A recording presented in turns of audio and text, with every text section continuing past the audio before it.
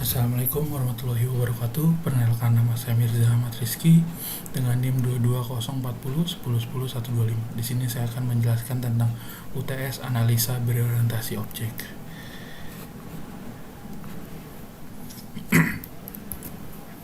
Ini flowchart sistemnya. Ada pasien datang, ada loket tempat penerimaan pasien, ada mendaftar loket, pasien baru harus mendaftar loket atau mendaftar loket menyerahkan kartu berobat.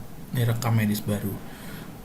Langsung ke ruang tunggu, nanti diperiksa ke poliklinik dulu, pemeriksaan lab, balik lagi poliklinik, rawat inap, rawat jalan. Misalnya ada yang rawat inap, ada yang rawat jalan.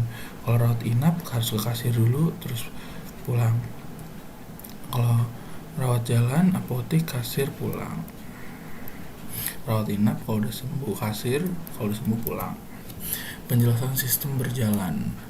Alur proses pelayanan pasien di klinik X. Pendaftaran, pasien datang ke klinik X, mengambil nomor antrian di bagian pendaftaran, menunggu giliran dipanggil, menyampaikan tujuan kedatangan kepada petugas pendaftaran, menyerahkan diri, nama lengkap, alamat, KTP, dan lain-lain, nomor telepon. Petugas pendaftaran membuat kartu pasien baru, pasien membayar biaya pendaftaran. Penjelasan sistem berjalan. Alur proses pelayanan pasien di klinik X. Pemeriksaan nih. Ada pasien menunggu di ruang tunggu sampai dipanggil oleh petugas untuk masuk ke ruang pemeriksaan. Atau yang kedua, dokter pemeriksa pasien dan mencatat hasil pemeriksaan di kartu pasien. Dokter memberikan diagnosis penyakit dan resep obat kepada pasien. Penjelasan sistem berjalan lagi nih. Alur proses pelayanan pasien di klinik X. Penyimpanan data. Petugas administrasi menyimpan kartu pasien dan mencatat pemeriksaan dokter. Yang kedua, data pasien disimpan secara manual dalam arsip klinik. Pasien lama, pendaftaran ulang. Yang pertama, pasien datang ke klinik X. Yang kedua, mengambil nomor antrian di bagian pendaftaran. Yang ketiga, menunggu giliran dipanggil. Yang keempat, menyerahkan kartu pasien lama kepada petugas pendaftaran. Yang kelima, petugas mendaftar mencatat data kunjungan pasien.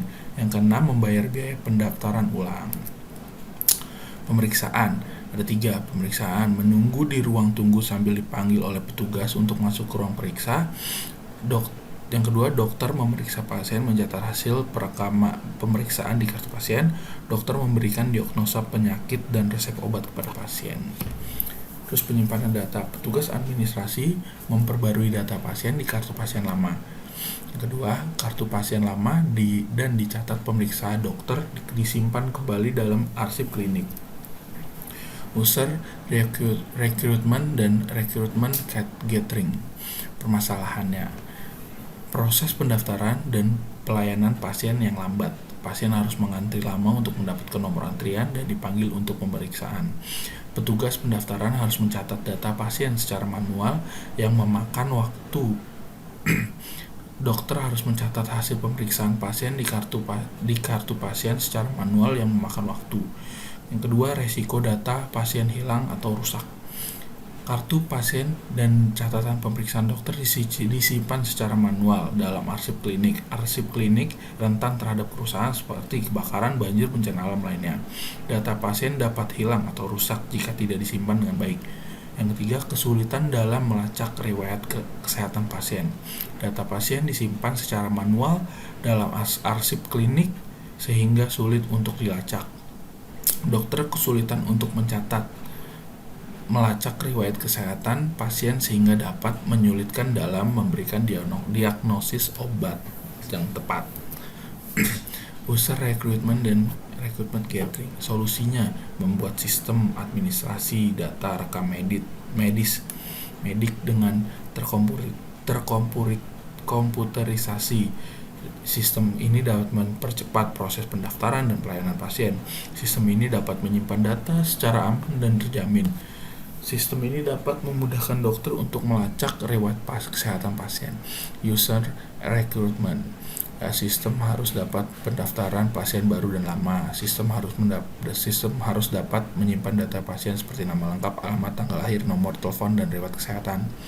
Sistem harus dapat mencatat hasil pemeriksaan pasien dan resep obat. Sistem harus dapat mencetak kartu pasien dan resep obat. Sistem harus dapat menghasilkan laporan seperti laporan pasien, laporan pendaftaran, dan laporan penggunaan obat. User recruitment. Sistem harus mudah digunakan oleh petugas pendaftaran dokter dan petugas administrasi. Sistem harus aman dan terjamin. Rekrutmen gathering, melakukan wawancara dengan petugas pendaftaran dokter dan petugas administrasi untuk mengetahui kebutuhan mereka. Mengamati proses pendaftaran dan pelayanan pasien untuk mengetahui bagaimana sistem manual bekerja. Menganalisa data pasien untuk mengetahui jenis data yang diperlukan disimpan dalam sistem.